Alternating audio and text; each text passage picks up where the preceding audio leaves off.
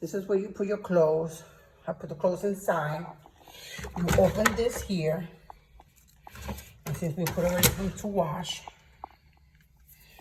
we go over here. I put it on 30 minutes because it takes long to get done. I put it in 30 minutes and I push this button. Basically, that's what I do. This is for 808. And then in the top part is the dryer.